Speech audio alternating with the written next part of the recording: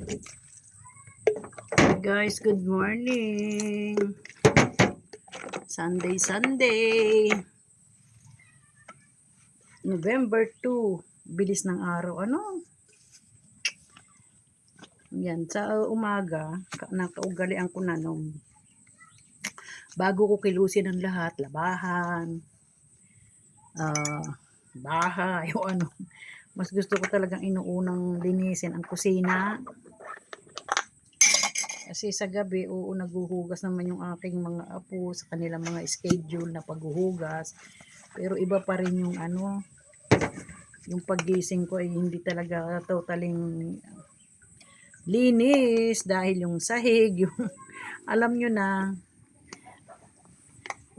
hindi talaga totaling malinis. Kaya pag nagigising ako sa umaga, ako pa rin ang nagre-repair o gumagawa kasi hindi mo sila masisisi dahil nga lumaking mga Manilenyo. Kaya yung mga ganitong gawain sa probinsya, hindi nila nakasanayan, hindi nila alam gawin. So, ako na nga lang nag-a-adjust. Pero unti-unti natututo na rin naman sila. Hindi kagaya talaga ng dati, mas grabe. Ngayon, natututunan na rin naman. Pero bago ang lahat, siyempre unahin ko ang natatambak. Nabuti niya. Ni Kulit. Yan.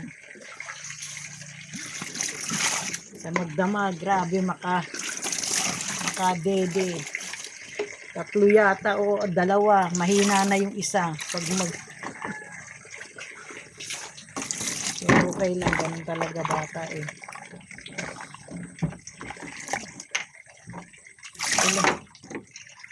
Alam niyo, hindi rin ako mapakali ng hindi siya isasawsaw sa mainit na tubig kahit sabihin nung nasa 3 years old na siya. Hindi talaga totaling inaasa ko sa tubig puso ang kanyang dede.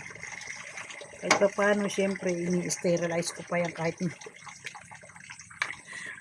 matanda na yung dumidede, 3 years old na o 4 na nga eh. Hindi naman sa wala akong tiwala sa aming tubig, mas maganda pa rin yung ini-sterilize ko siya. Diba? Para sigurado na ang nasisip-sip niya ay malinis.